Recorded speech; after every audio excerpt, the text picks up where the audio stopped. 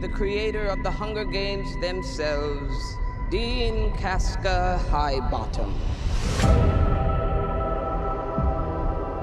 I have summoned you all here for the 10th annual reaping ceremony, in which we choose 2 children from each district to fight to the death in the Hunger Games. From District 12, Lucy Gray Baird. There has been a change this year. As a mentor, Mr. Snow, your role is to turn these children into spectacles, not survivors. What does my mentor do besides bring me roses? I do my best to take care of you. You really want to take care of me in that arena? Start by thinking I can actually win. I'm Lucky Flickerman, first ever host of the Hunger Games. Enjoy the show. 5, 4, Enjoy the show. 3, 2. Enjoy the show. Run. Enjoy the show. What happens in there, fueled with the terror of becoming prey. See how quickly we become predator? See how quickly civilization disappears?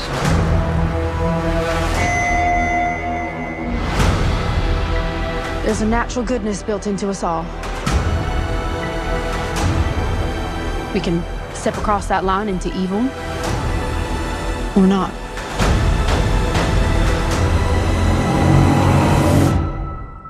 You hear that, boy? It's the sound of snow falling. How wonderful that we all get to be here for someone's final performance. It's not just about winning. Everything is about winning. You're monsters! All of you!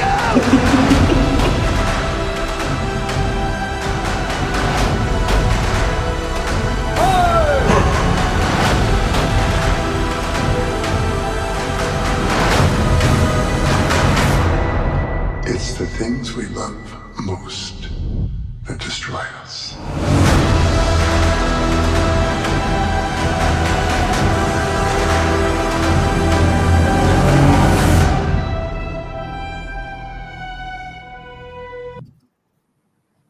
Good evening and welcome. How are we all? Are we here? Yes. Yeah. Oh, good. I'm glad. Sorry, there was just audio things happening in that trailer, and I was like, oh, God, I hope this is going to work. May the odds be ever in our favor. Oh, yes. Big time.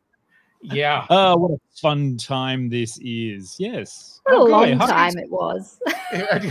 2 hours and 40 minutes of good long times, or just long times?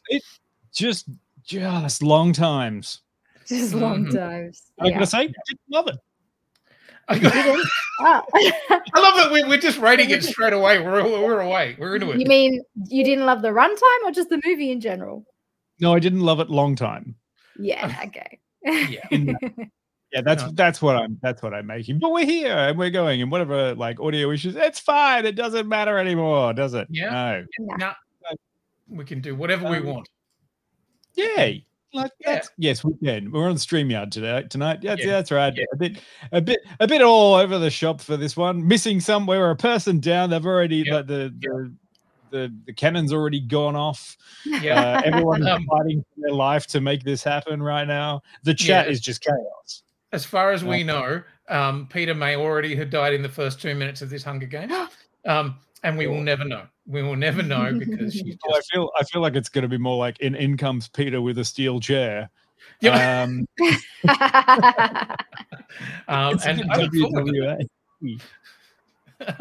It'll be the chair shot heard around the world, even though it'll still be very polite and very nice and have some really good points. But it'll be the but why heard across the world. So here we are checking out the Hunger Games, the Ballad of Songbirds and Snakes, which is one of the longest and most ungainly fucking titles that I've ever heard. And some great. It's just doing everything, just length for everything. Yep. Yeah. Longest name, longest runtime. Yeah. Longest elongation of a franchise. Yeah. So, okay, where are people at with the previous games of Hunger? Did we enjoy the first ones? What's our feeling on the games up until now? I mean, the first two were good, and then the third one they split in two, and that kind of felt a little bit long in the tooth. And then they're like, "Hey, let's make another one." But not just that, the author actually wrote the prequel after the first three books, and as soon as it was done, the production company or whatever was like straight onto it. They're like, "Oh, we're going to turn this into a movie, okay?" She's like, "Oh shit! All right, well, I was just writing this for me, but whatever." So now we've got more. Yeah. Hey, do you want more money? Because we can back this big fucking truck of money up to you, and yeah, that's true. Yeah, I mean, it takes a special kind of effort to turn a trilogy book series into 4 films, and then a fifth one. Yeah, and then a 5th one that's not based on any book whatsoever. No, it is. Well, you're just listening to what I said. She wrote a book that was the prequel, and then they turned it immediately into a movie. I didn't know that she'd written a book. But again, I said it like 30 seconds ago. It is quite impressive. I think when Dion hears me talk, it's just. It is astoundingly impressive that I have like audio blindness, Jill. I don't know why. Blindness, audio deafness. It's like Jill talks, and I'm like, wait. Okay. But if I hasn't, then I'm not listening. I'm not listening. Okay. I'm just going to put this on the screen whenever. Oh my god. Okay. I'm sorry, Jill. I'll have to be a better listener. It's very impressive. It is very, very impressive. It's well, you know, it's. I mean, it's funny. Yes. So anyway, yeah, I don't remember where I was going with what we were saying. I don't know, but okay. So the first film, how many people were you into the first film? Had you read the books or anything like that? Because I know a lot of people were very, it was the big thing at that time. Yeah, it was, and I was like on that train. I went and saw it pretty quickly, from what I can remember. I didn't read the books before the movies, though. I retroactively read the first one, and I was like, wow, it's exactly like the movie. So that kind of just ruined reading it for me, because I'm like, I'm going to read the book because I want to get more out of it than what the movie showed. But the movie was like pretty faithful to the book. It was all beat for beat, pretty spot on.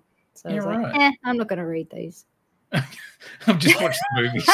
Yeah, I'm that lazy kid in year 12 who's just like, I'll watch Looking for Alibrandi instead of reading the book. There was a book of Looking for Alibrandi? Dude, yes, before the movie, Quinny. Oh, okay.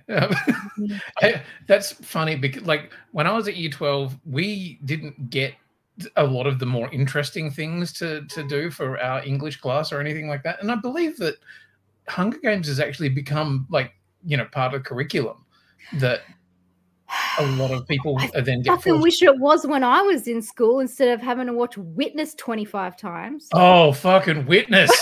Oh.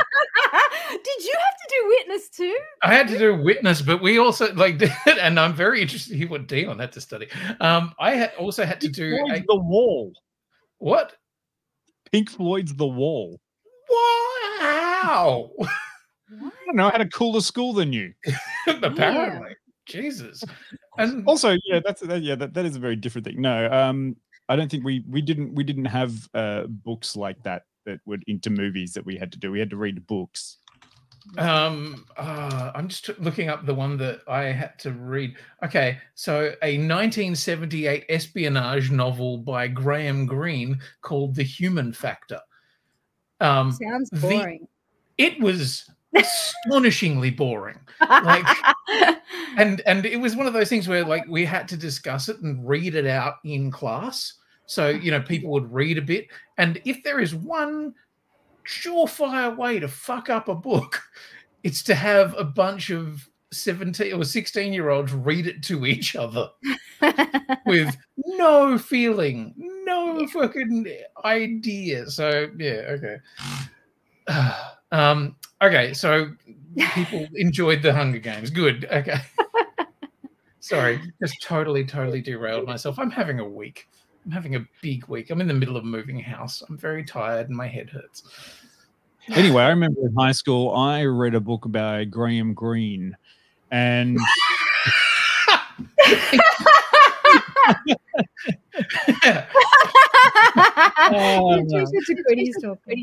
Okay, I will.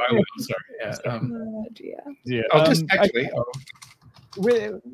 So are we all on board with this versus, like, you know, talking about tween drama turned into, like, books of tween drama that's turned into movies and things. I'm happier to see the Hunger Games as in the curriculum rather than Twilight. Oh, like that's. I mean, Twilight would be a good example of what's wrong with tween media. Mm-hmm. The problematic side. Yeah, I saw somebody doing, like, you know, you've heard of Elf on a Shelf now, you've heard of this, and it was like a picture of Edward Cullen from Twilight on a plate of pasta. And I was like, pedo on a penno? No, I don't, because I always had that weird thing with Edward Cullen that, like, yes, he's meant to be a teenager, but he's also, you know, 400 years old or whatever it is. This is the same issue that we had in Shazam 2 with that ancient girl and the teenager, who, funnily enough, is in this film that we are reviewing today. Oh, well done, Julie. Brought it back. Excellent. So, looking for the way that you squeeze in the Steven Spielberg's West Side Story into this later, but okay. So, what is it about? I'm going to do a synopsis, but only because I feel it's traditional, but also I don't have any music. So, none of that. Or whatever the fuck the music is. I don't know. Okay. Did that work? I don't know. He is handsome and charming, and though the Snow family has fallen on hard times, Coveryouranus, or just Anus to his friends, sees a chance for a change in his fortunes. He is chosen to be a mentor in the team. You just know if he was born in Australia, if Australia was like the 15th district. He's like, what's your name? Coveryouranus. Yes, his name's Anus for the rest of his life. He'd be like, it's Anus Snow. Not Corey. No. Corey Worthington and Anus Snow. Naughty Corey, indeed. Yeah. Hey, Noah, get over here. Sorry. Anyway, Coveryouranus sees a chance for a change in his fortunes when he is chosen to be a mentor for the 10th Hunger Games, only to have his elations dashed when he is assigned to a mentor girl tribute named Lucy Gray-Baird from the impoverished District 12, which is very different from District 9, which is full of prawns. Fucking prawns. Spoiler alert, they're all impoverished districts. Yeah, they are. Yeah. There you go. It's got a very big Fallout vibe to it, this whole thing. Lots of Fallout. What I don't really understand is why the fuck we had to go to the 10th annual Hunger Games when I would have been far more interested to know the first. Like, yeah, honestly, so would I. But then we wouldn't have had a young adult Snow. We would have had a child.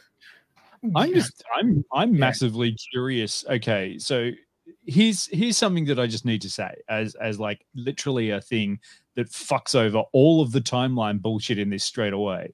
Mm-hmm. Right. The 13th district was hidden, correct? Yeah. The 13th district in the books, which was only 65 years after this movie, had a bunch of shit like flying anti-gravity planes and a whole bunch of technology. How the fuck could they have built that underground in that 65 years to keep up to the current stuff, where they literally said we had all this stuff left over from the war, and then they've come back and they're like, no, it's actually like old-timey technology from like the 60s ish.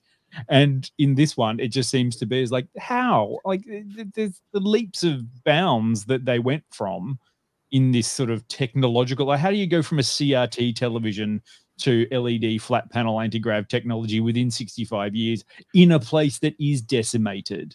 But also still have drones that have facial recognition, but they're not very good drones, so they will fly at your face. And mobile phones can't exist in this world because they're illegal. Like, I don't know. Like, So you're digging deeper than I did, Dion, because okay, cards on the table. I don't really remember much of the other films. Like, I'm not even sure that I'd seen the last two. It was about Cat's Piss Evergreen and and Peter, who's not here to defend himself. So Peter was taken out early, huh? he was the, she, like, Katniss was the butcher, Peter was the baker, and President Snow is the, I don't know. Maker? Well, I don't know what he does with the candlesticks. He doesn't make them. He steals them for God. Yeah. I kind of looked at it. It was like, this prequel was like, this will be. Why do we need? Oh, is it just a standalone? Are they making 3? Oh God! Is there another book? Like, it's just This is why I got confused, because it was like, it's one book, not a threequel book. And are they making a prequel 3quel, or are they making a 4quel 5quel? Sound like a bit of marketing meeting. It's just like, what should we come up with? 9quel, 5quel, 7quel.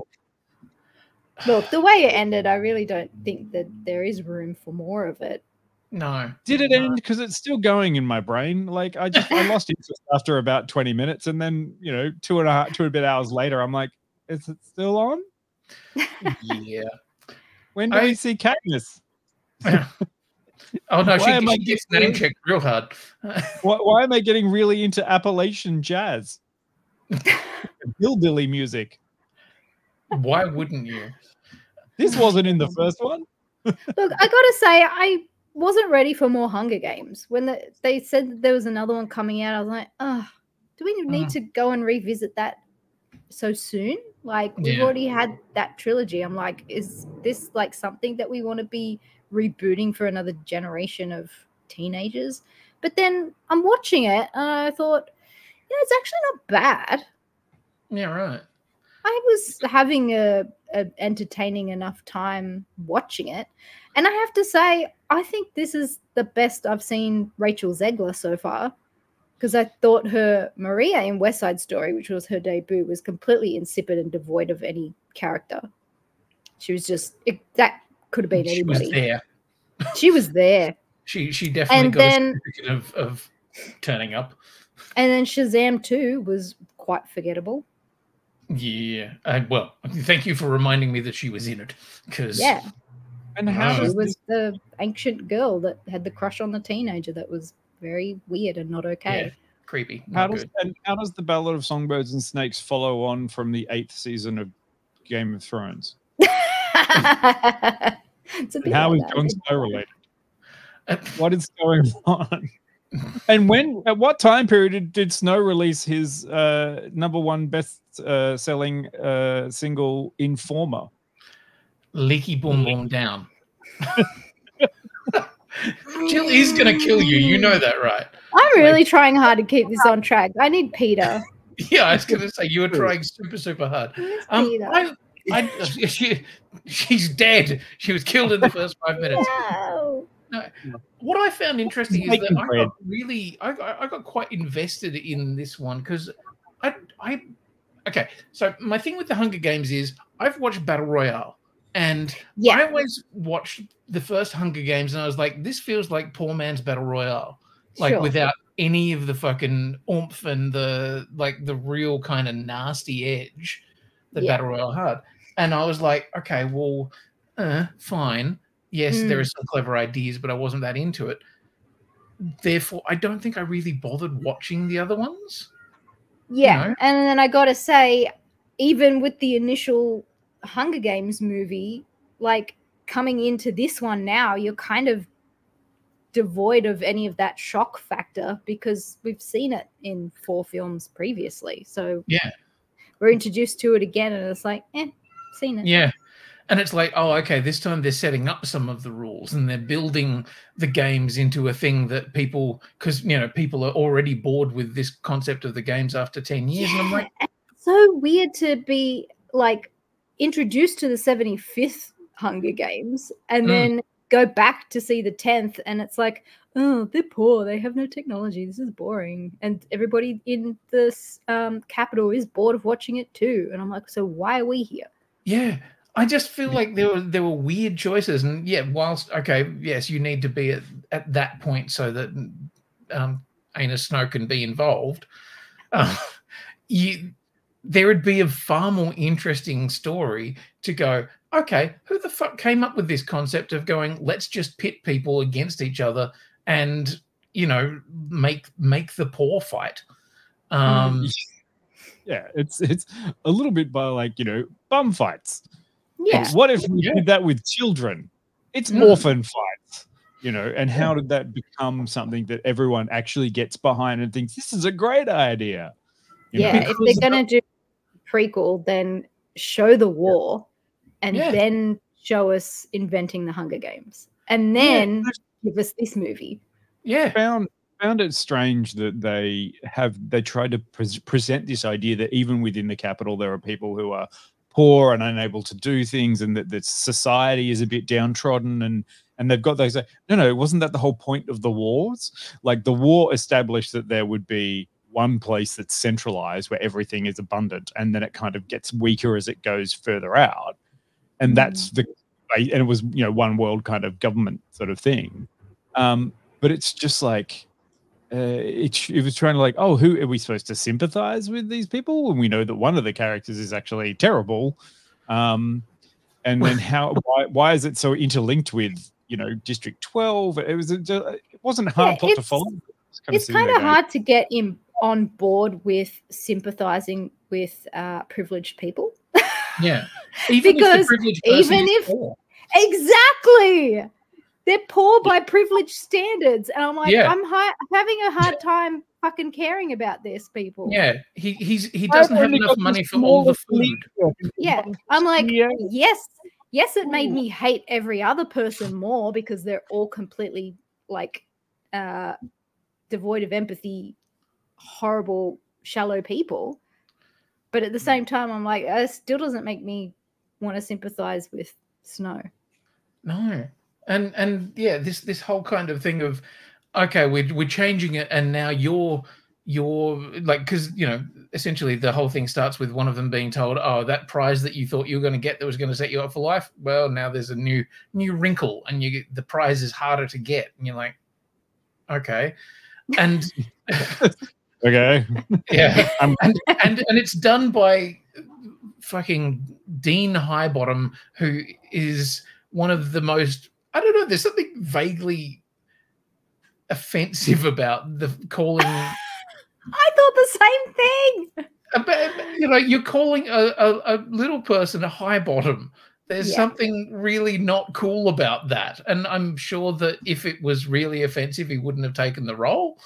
Maybe he suggested the name. Who knows? Yeah, I don't know. But also, once again, he looked bored. Yeah. I mean, it's like, oh, let's get all these incredible actors to be in this movie because we need the help. Yeah, fucking hell. To question that I may have missed in the film, the prize you're talking about, was that for the person who wins the Hunger Games? What was it again?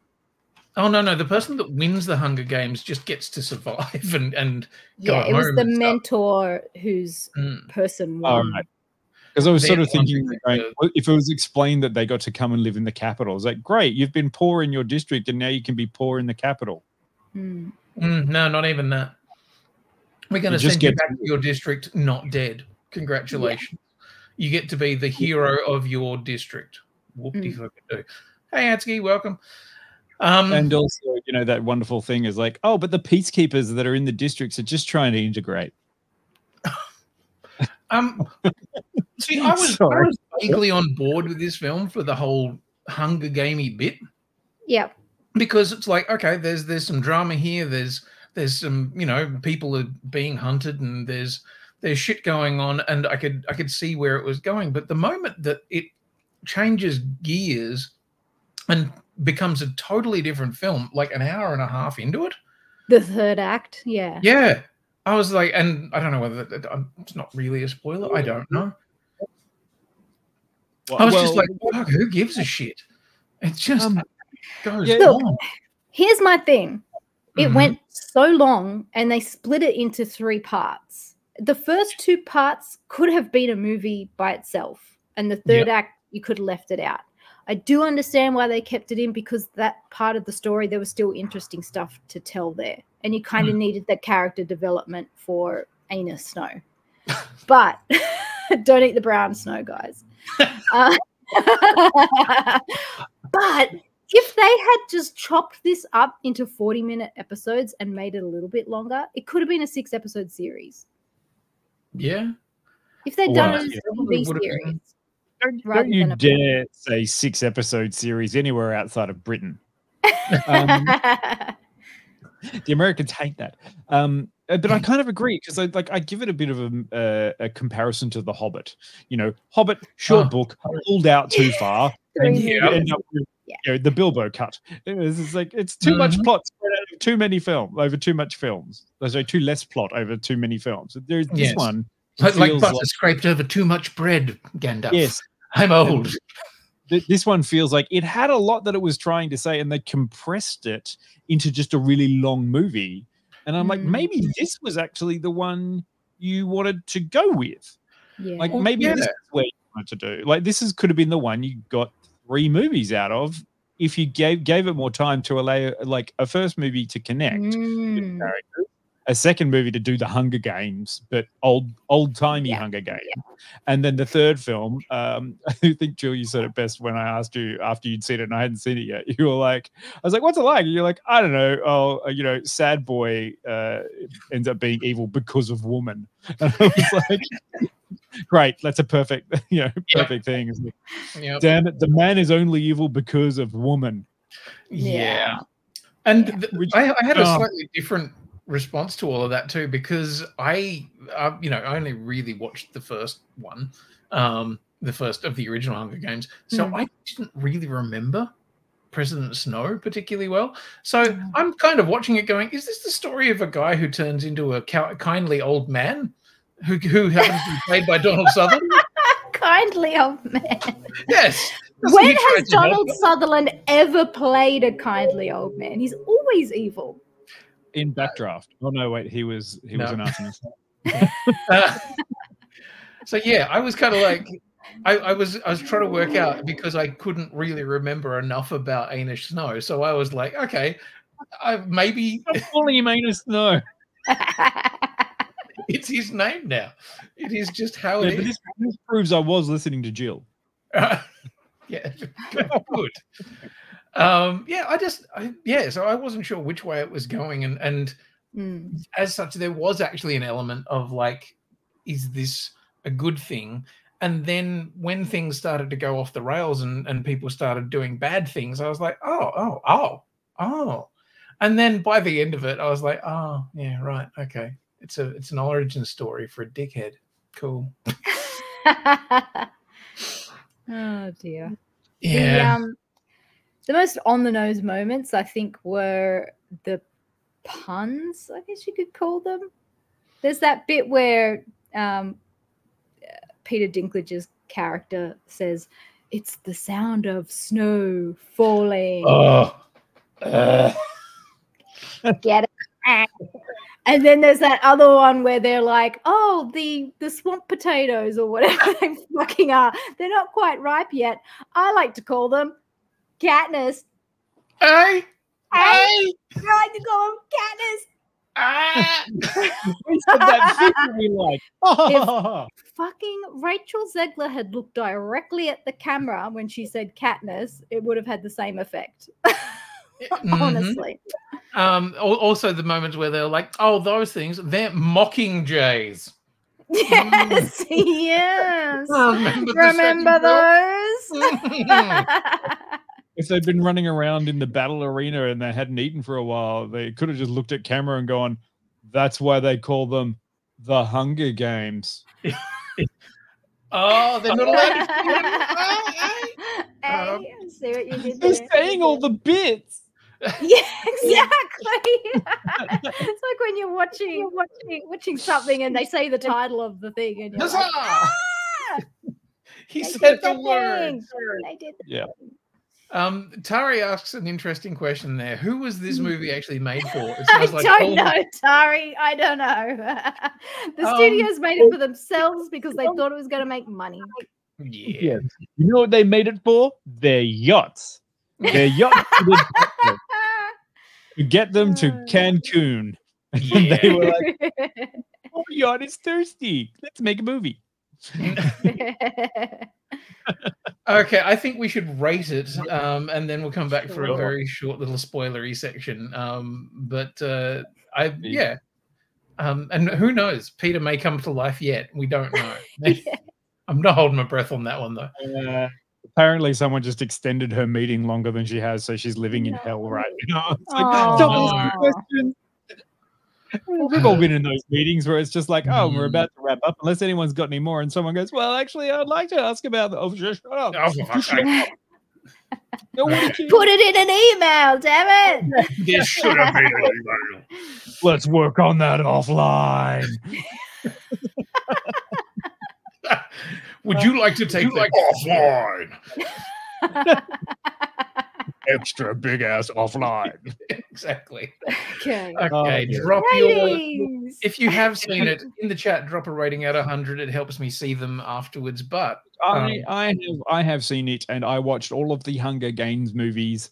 Hunger Games. Hunger Games. Hunger Games and stereo bra. Hunger Games. Was this a bad film? Really, it was quite pretty in places. It has some like people were giving it all that they could. Sometimes they were giving a bit too much, and I feel like that they wrote in the fact that she was a singer for specifically the actor, rather than knowing whether or not she did that in the book. As I obviously, wasn't paying attention, didn't know this was a book. I thought they just made a prequel for money. But look. It's just very long, and I agree with Jill. Like, the points are coming off for the fact that it could have been a really good little series, or it could have been split up a little bit rather than just a long kind of thing, because I didn't connect with any of the characters. So I'm just sort of giving it about, I don't know, 70. Okay. Most of the actors look pretty fucking bored, and no one was committed to it, but it was still within the universe, and this Flickerman was no Caesar Flickerman. That's all I'm going to say. That's true. Yeah, I think Jason Schwartzman needs to go back and work with the other guy. Wes Anderson. Yeah. Go stick with Wes Anderson, Jason. Oh right. Yeah. I thought you meant like get tips. Yeah, from Stanley Tucci. I had the same thought. I was with you on that one. Go back to Wes Anderson. It's okay. Yeah, like he wasn't bad, but I also. Go, Jill. I want your number. I'm going to give it a 75. I didn't hate the movie after I watched it. It was just very long. I know that we've pulled out the worst parts of it, but it was still an enjoyable film. I agree with Dion. I didn't really connect with any of the characters because how can you? I mean, you got one side where they're all privileged and the other side that are from a fictional poverty. But the costumes were spectacular. They were quite impeccable. I already know people that are making the rainbow dress, Lucy Gray's dress. That's going to be on the top of the cosplay list. You'll see it in 6 months. But the uniforms were quite lovely. I really liked the school uniform, the college uniform, the red one, and the military uniform was quite nice. And I think the production levels were amazing. Like all the sets, all the true stuff was great. The scenery, the locations, all that was beautiful. In that final act where Anus Snow's in the forest and it's just rained and all of the trees are just glistening with water, I'm like, okay, that's a nice touch. Like the attention to detail. Yeah, the attention to detail in the production design was really good. Yeah. So I mean, visually it was a lovely, well-made film. I thought Viola Davis was fantastic. She was just chewing the scenery. She loves playing a mad bitch. So yeah, she was great. Yeah. I'm with you on that one, Jill. Like when I first saw the trailers, like the only reason I actually wanted to see it because I thought it looked great, and there's an element of the time period that it's set where it's kind of got this kind of quasi 30s sort of style, and I'd call it like a 1920s industrialist brutalist kind of. And that along with the CRTs and the kind of real analog kind of feel to it, I was like, oh yeah, that looks kind of cool, and I I very much like the idea of something set in that period, but then there was this sort of weird extra high technology stuff that I was like, okay, I don't know where that's going. And it was shot well. Like and there are certain sequences that I was like, oh, that's quite effective. Like there's a big bomb explosion. I was like, fucking hell, shit. That was actually really intense. And I was like, yeah, right. But the first hour and a bit, the first Hunger Games you see, great. After that, it starts to kind of lose its way until the third act really just fucking drives itself off a cliff, and you're like, where are we going? Which is a shame. They went all the way to Bonnie Doon, Quinny. They really did. And yeah, every time, like there were great ideas. There's a point where the Mockingjays, and I don't know whether this is a key point from previous books or not, but when people get executed or whatever, the birds. Oh, those are the Jabberjays. That's the other Jabberjays. Yeah. So there's Jabberjays and Mockingjays, and there's one that they use to record things. The Jays can mimic voices, and the Mockingjays just are songbirds. Okay, right. So, a new challenger has entered the building. Hello. She survived. She's come from behind. She's finishing us off. Speaking of Mockingjays, what do you think about this film, Peter? I spent 3 hours watching it. I thought I'd better have my say. Well, you just made it for ratings. Yeah. You're only just up to ratings. What are you doing? It's 8:15. I was like, oh, Peter, it's so hard to wrangle these two. I really needed you. It's been tangent after tangent. We have renamed the lead character. I forgot what Jill had said when she said it, and I said it again. It's like it's all over it. We now have a new banner that is just for Dion. Perfect. Oh That's my God. Sorry, Quinny, did you have a number? Quinny, did you give a number? Yeah, I'm going to go 72. Okay. Because very pretty, lots of interesting ideas, occasional moments where I thought, fuck, that was really cool. And the moment where the Jabberjays or whatever were repeating the last sound of somebody screaming as they died, I was like, oh, that's dark and I like it. Yeah. But there was a lot of other things about the film that I didn't like so much. So, it was a game of many halves. Pete? Peter, Dion is 70, 75, 72. Yeah. I think 75 is fair. I was going to give it 75. Okay. I have no idea what you guys have discussed, and I would say that Jill probably has already said most of what I would say about it. Please go on. There was some great English class nostalgia. There was a lot of that. How? You know what? Never mind. Let's not get back into it. Look, I read the Hunger Games series. Well, actually, I saw the first movie, then I read the series, then I saw the other movies. I did not read this book, partly because, I'm not interested. It's a book. It's a book. Is it not a Yeah, no. Dan was like, And it's just a movie. There wasn't even a book. And I'm like, I just said there was a book. But anyway, keep going. But I'm not, like, as you guys know, generally interested in, you know, the humanizing backstory of your favorite sociopathic character. So I didn't, like, I was a little bit skeptical kind of going into this. And I was fairly happy that it managed to kind of not be humanizing to the character at all, in my opinion. So I wasn't mad at it in the end. I thought quality-wise it kind of matched the other films. And if you are a fan of the franchise, I think it is a decent addition to the franchise. If you're not a fan of the franchise, you will be very confused. Yeah. But I thought, you know, in terms of a portrait of an unfolding sociopath, I thought it was, you know, not terrible, if not a little bloated in the third act. That's my quick review, guys. Okay. Yeah. Now, sorry, what was your official number on that one, Pete? 75. 75? 75, because I do think, you know, for the franchise it's trying to fit into, I don't think it detracted from it at all. I think it's a decent addition to what's there. Yeah, right. Apart from what you did miss the long conversation, Pete, about everywhere, how like sporadically through the movie, then peppering all of those scenes with, oh, they said something, and they were waiting for them to turn to the camera and go. Yeah.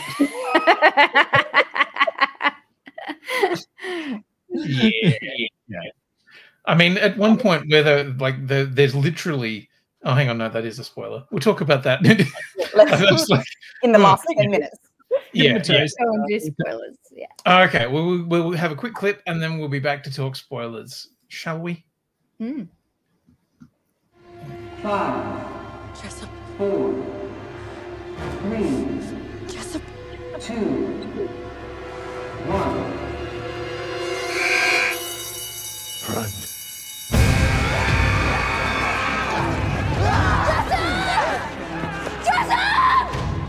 What are you doing? Run.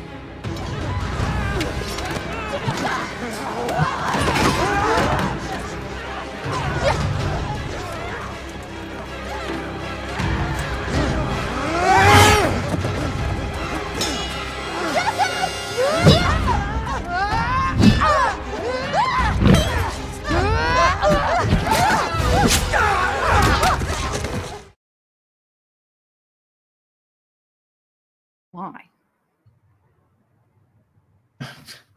Right. So much violence. Yes. Oh my. I actually had forgotten how well shot some of that stuff was. Like, I was looking at it going, that's quite kinetic, isn't it? And like, it does make me quite happy that the director of this, Francis Lawrence, is going on to, well, currently slated to direct the BioShock adaptation for Netflix, which does make me sort of go, this could be interesting. Like, hopefully it'll look pretty cool in that same sort of way. Yeah, if he's got that kind of nostalgia, steampunky kind of vibe going on, yeah, okay, I'm down with that. Yeah. Also, you know, someone's got to be able to do the action and the sort of stuff, so that's kind of cool. Have you guys? This is a bad-looking film. What was that, Pete? I was going to say, have you guys complained about the retro futuristic aesthetics yet? No. I'm not complaining at all, actually. Dion complained about that when we were talking about watching the movie. So I just wondered if there were further thoughts on that. I did have a complaint earlier because I was asking about time and things that were going on and how it all worked and technological advancements within 60 years. 65 years going, you can't go from, what is it, CRTs and Dion doesn't believe that District 13 could actually be as well equipped as they were in the 75th Hunger Games. So between 1960 and 2020, technologically, where's my flying car? Where's my anti-grav? What's going on? Well, when the one thing that you will say about war is that it does tend to generate technological advancement, and we are looking at a world where war has been a feature. I think the point of that is they just had 65 years of peace. Peace is a loose description of what's been going on.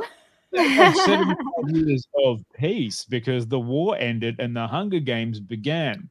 But you're so talking we about know that Dion lives in the capital in this reality. Yeah, I was gonna say. Yes. No, I'm in the 15th district, which is Australia. Yeah. I don't think there's any Noid scorbs in the capital. No. I was looking through the list of some of the characters in this, and like we've had a lot of fun with Coveryouranus Snow, but then I started looking at the other names, and I was like, oh, that's right. I was watching this movie, going, who, what? You know, there's Clemencia Dovecote, and it tracks for the universe, Quinny. Oh yeah, no, it totally does. I'm not complaining about it, but this is why I was also like, who, what, fuck, I don't know, and. Coriolanus's sibling, Tigris. Tigris. Yeah. Yeah. She was in the third, original series. Yeah. Oh, okay. She helped the rebels when they were making their way into the city. So her story obviously is after Snow's descent into the evil that he was. She was a stylist, one of the most kind of famous stylists for the Hunger Games for a very long time, but then, you know, kind of broke away for that and became increasingly opposed to Snow. And in that third book was helping the rebels, including Katniss. So that was Tigris. So you would have recognized that name, and you would have been thinking, where do I recognize that name in this series from? Peter, Quinny only watched the first Hunger Games movie. And read no books, I'm assuming. Wow, I have never felt so fucking judged in my life. Holy shit. It's not a bad series, you know, for a YA fiction, you know, like it's decent. I mean, it's better than Twilight. Which was something else we brought up. Yes. And what, Peter, what is your the book that you remember of doing a report on in high school because you had Peter, to read were it? you looking for Alibrandi girl? I did have to read Looking for Alibrandi, indeed, yes. Did you have to watch Witness? No.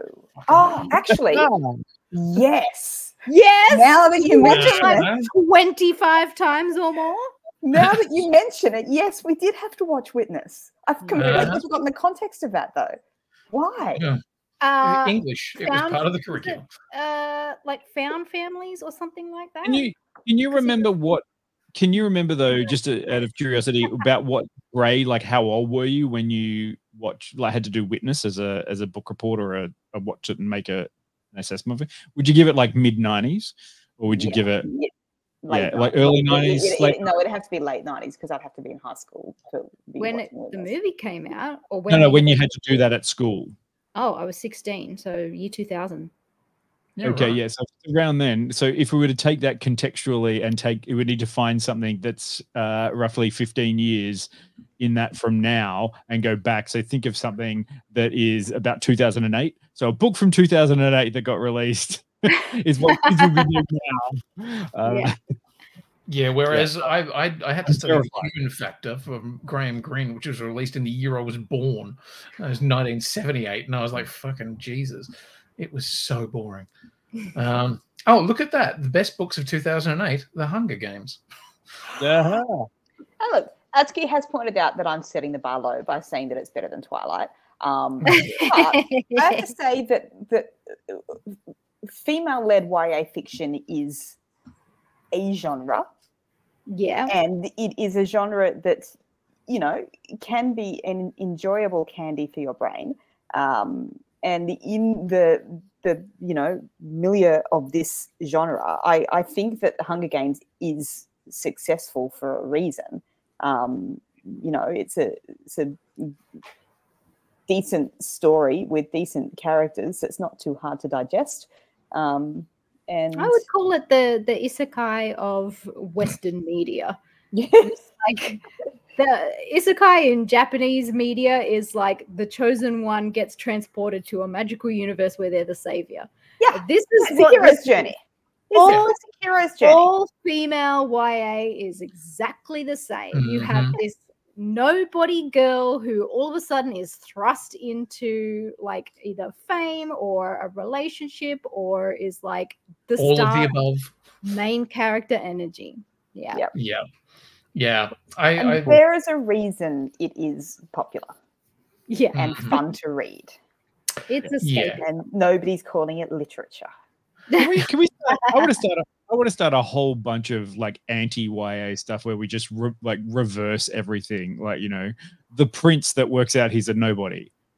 Oh, I mean, the hero's journey, but in reverse, it just descends into that, and then they have to get a job at Macca's. Like that would just, but there's no rescue. Like they just end up working at Macca's, and like, are they happy there, or is it just misery? Well, you know, they learn the value of hard work. Or maybe it sounds like a story called The Prince and the Pauper, where but they always go back to they always go back to the wealthy bit. But maybe that's the thing. The prince goes down, ends up in there, and the pauper comes back and said, "Do you want your life back?" And the prince is probably like, "No, I'm good. Got a girlfriend, got a job, you know, happy here." I mean, bringing it back to interesting character arcs, were we all kind of satisfied with Snow's character arc in this? Yeah, and were we all suitably like, fuck that dude by the end? Yeah, it just works out. Oh my god, Snow did become informer. Yeah, on his friend. Informer. Anyway, my rating's going back up to 75 because Snow was an informer. There we go. Am I legitimately doing that? Because I can. I have the number right here. Just make a call, Quinny. Okay, I've done that. Yeah, your rating is now 75 because of a shit joke about Snow. Yeah. I hope you're happy. I'm sorry, guys. I tried. No. If we didn't have that third act of the film, I don't think the payoff for his character development would have happened. No, that's true. Because it did kind of seem like he was being set up to be likable. As much as it felt like we didn't need that third act, it was kind of crucial to his storytelling. Yeah. I think what I got about what was happening in the third act, it wasn't just kind of like, oh, bad stuff happened and I can see why he's evil now. It was like, oh, he is making the evilest possible choice for no good reason. Yeah. That's what I found a little hard to kind of wrap my head around, though, because I also hadn't, as we discussed, I hadn't really kind of engaged with the other books so much. So I'd forgotten that President Snow was the bad guy. So I was kind of like... Quinny's like, oh, it's a redemption arc. I was like, oh, okay, so this is right. Oh, and he's I a was bad boy, and he's going to become good. Okay. Yeah, well, I thought, because honestly, I couldn't remember anything about him, so I thought he was a kindly older gentleman who helped, and therefore, is there not an opportunity there where they could have, if you continue on with this, and it could turns out that eventually Snow did marry that woman from District 12, and then she went back to District 12, and then she eventually had a daughter and a daughter and a daughter who is Katniss, and that's it. Snow is actually the great grandfather of Katniss Everdeen. Sorry, Cato Root Everdeen. Well, since we are in the spoilers, and he shoots Lucy Gray in the third act, we don't know if she survives or not. But in the later ones, the original trilogy, Haymitch is supposed to have been the only living survivor of District 12 winners. Yeah. So by that point, we know that Lucy Gray is dead or missing. Or had never returned potentially.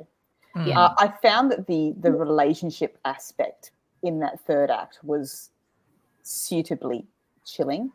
That kind of like abusive, narcissistic approach to the relationship and what he was going to be getting out of it and how quickly he turned.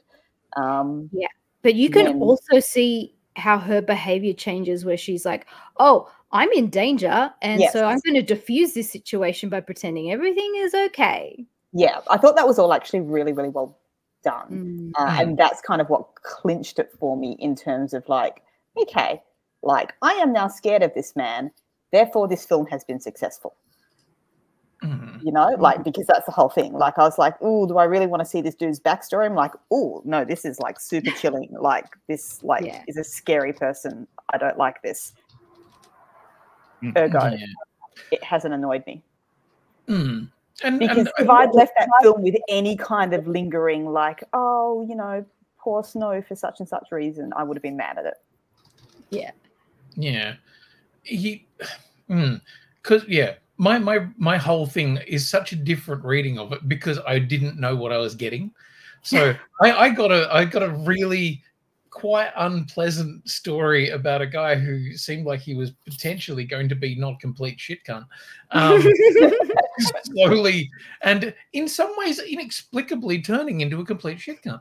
And I was like, his name of Anus Snow. Yeah.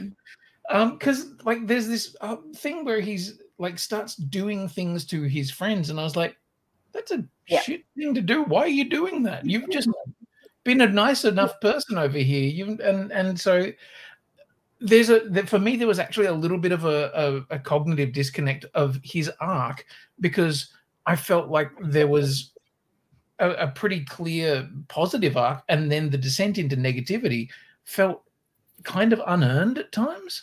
Well, the thing is, though, if you go in knowing that Snow is a sociopathic character that is essentially irredeemable, the thing about sociopaths is that they are perfectly able to act like a very, very nice, very personable person.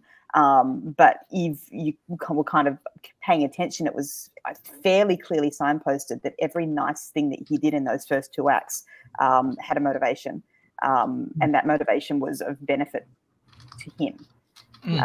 So for me, there was actually a consistency in that. And there was a moment with Tigris where she was basically asking him to kind of choose to be good and choose the right path.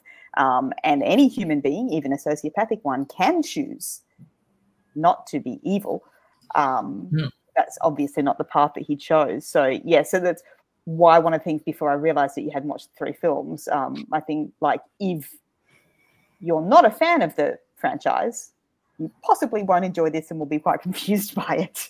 And that's one of the reasons. What it did, though, which was kind of interesting, was actually make me interested to go and watch the other films, because what I've seen now is a setup of a place and a society and a way of thinking and a way of, dealing with problems, that I then went, maybe I need to go and rewatch the Hunger Games. Maybe I need to actually go back and see where that story goes and not bash my microphone. Because I think I probably am interested now to know what happens at the end of the 3rd film, or the 4th film, whatever the fuck it is. And I can see an arc for that world that would be interesting to me, whereas before I wasn't interested. And now I've got so maybe this actually does something completely different, which is gives a primer to people who haven't done any of the other films that is, completely unusual and different. But at the same time, it did still feel like people were looking at the camera going, "Eh?" And that was kind of annoying, because I'm like, stop winking at me. So many hungers, so many games, much game. Well, what are we doing next? I mean, or actually, Peter? You haven't had much time with this. Is there anything else you want to? No, I feel like I feel like I said my piece. It's quite a good kind of dropping in the last 15 minutes, because you have to be like really succinct. Like the rest of us, all the rest of the time. As Jill can attest, we have not been. I'm sorry, Jill. I'm also abandoning you next week. So, Soz. What is next week? Monarch! The mighty monarch! Oh, right, the mighty monarch! That's it, giant lizards. And yes, and look, even though we don't have the December schedule out, I'm pretty sure the first one is going to be Godzilla -1, right? I think that's. I think we have to follow up Monarch with Godzilla. Sure. Yeah. I can attest to that one. I'll save my opinion of that then. Yeah. All I'm going to say though, try and see it with people whose whole experience of Godzilla wasn't the Broderick one. I love the Broderick one. There's a special place in my heart for that movie. Okay. I just remember John Sno being in it and everyone going, "What?" Yeah, I love it. Where are you at with Jamiroquai? I love it. We're going deeper underground. I had that soundtrack. I played it on repeat. I was tragic. I love that movie. To answer Atsuki's question, this is the Japanese one. So this is from Toho, the original creators of Godzilla. Now everybody's just on Jamiroquai. It's going to be on my gravestone. She loved the American Godzilla. Not wait. Let me specify the Broderick Godzilla. Oh, okay. Right. What year was that? 1998.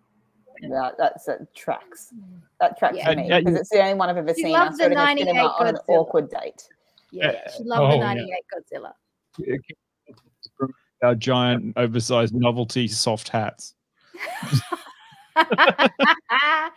with like paisley pants with fur trim and like bell bottoms.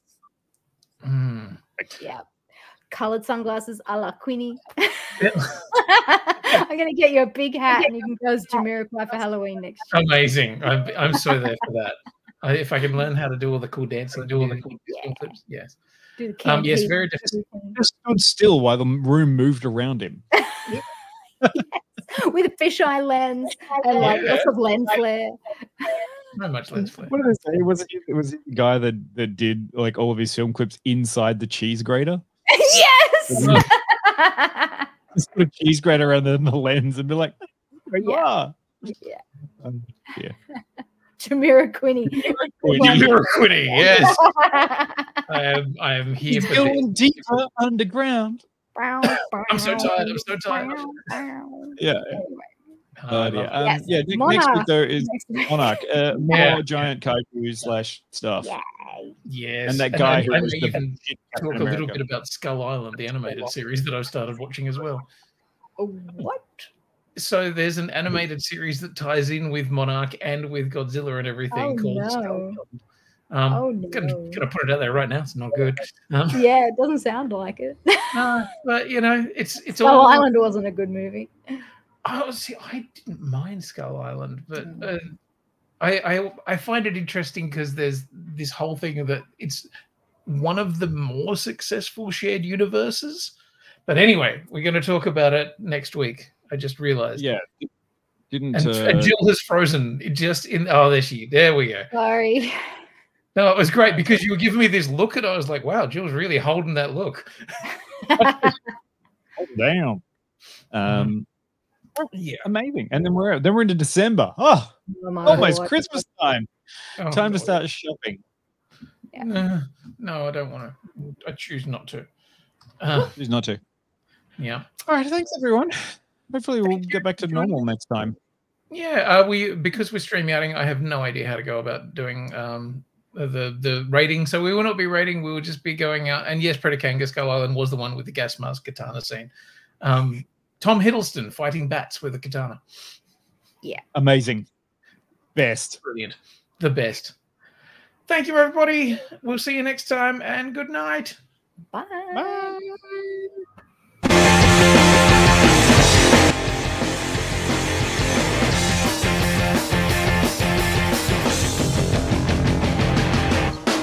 I wanna live in a world full of heroes, not sit here counting zeros in a a cubicle downtown. I wanna look out my window, see him flying, and swing across the horizon as I cheer him on so proud. Deep-powered girl keeps staring at her face, and call Colossus and have him teach me ways, and then we'd exercise. I'd be one of the guys. Martial arts from iron fist and wall, I'll dab her up and teach her all my songs. Oh, I wanna live in a world full of heroes, not cooking up these heroes at my parents' restaurant now. I wanna yell out Avengers assemble, not order up for Ethel. Yeah, we're right up cheeky now. Say Emma Frost and have her